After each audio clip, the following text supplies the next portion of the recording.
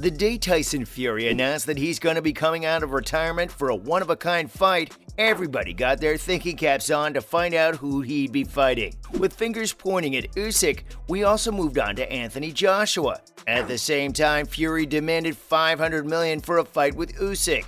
Too much? In this video, let's dig a bit deeper to find out who Fury's really going to be fighting. First off, Tyson's got his eyes set on a $500 million fight with Usyk. Everyone wants to know who the Gypsy King is going to be fighting next. With some rumors about the fight with Anthony Joshua, everyone wants to know if he's going to fight Oleksandr Usyk. And in response, he said he's made it pretty clear that he's officially retiring from boxing. In fact, he's also really happy with that decision. Having said that, he's ready to make an epic comeback under some conditions.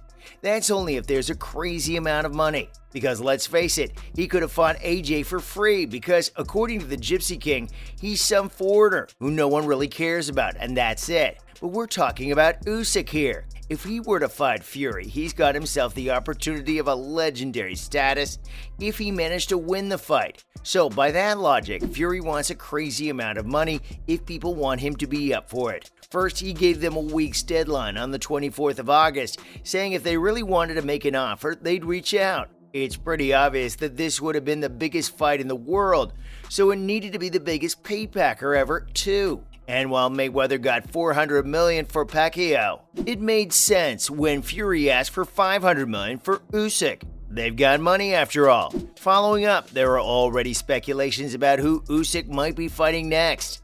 Now he's just recently retained his titles after a pretty sensational win against Anthony Joshua that left the British boxer in pieces. And with that, everyone's thinking about who he's gonna fight next. Clearly, fingers pointed at Fury, who also made it clear that he's ready to make a comeback. At the same time, there was also a lot of interest in Anthony Joshua, who still isn't taken very seriously after all.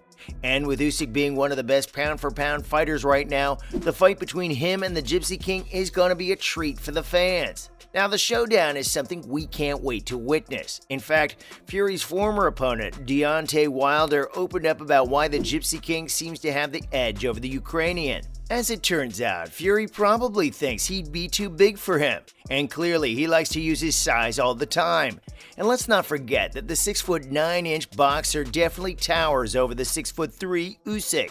Not to mention his 85-inch reach will surely become a tricky predicament for the Ukrainian boxer.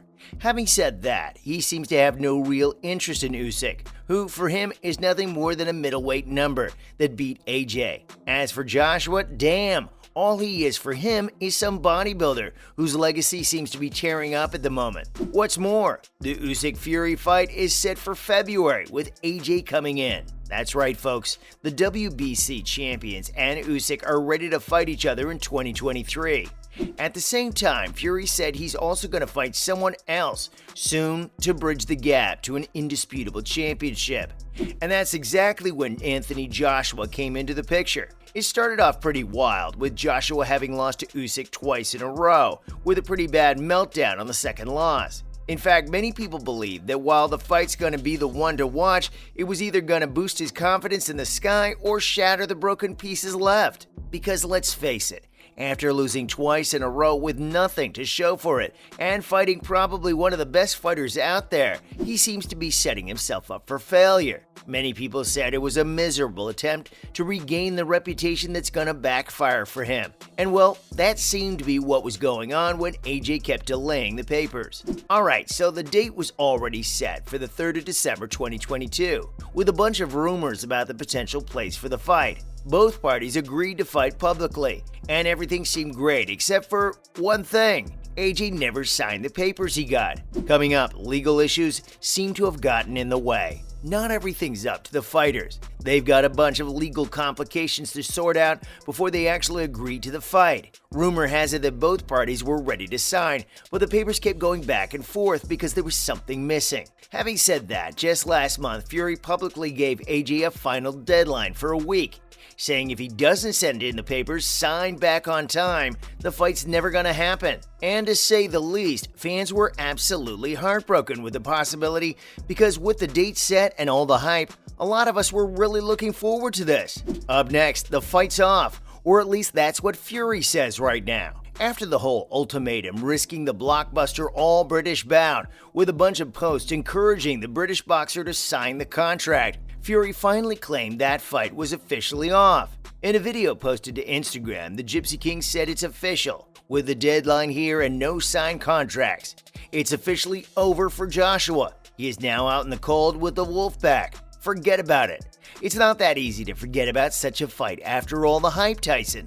And that wasn't even the end of it. The reigning WBC champion even labeled the British boxer as an idiot, coward, shit house, and a bodybuilder. Now, after all of this, he got his hands off AJ entirely, saying he's got nothing to do with him. In fact, he feels the British boxer just wasn't gutsy enough. At the same time, his opponent hasn't really replied. Initially, he did say that he's going to have to get some legal advice first, which is beyond his control. It's with a legal team, so he can't do anything about it to speed up the process. It's all about good management and good lawyers. But here's the thing, a much-awaited fight is off. Not to mention Joshua's promoter Eddie Hearn had already given up on the ultimatum. In fact, he was brutally honest when he said there's no way on earth that the contract would have been signed by such a ridiculous deadline. And it got us thinking, was this just Tyson's way of getting out of the fight without looking like the bad guy? Or was it more of his move to pressurize his opponent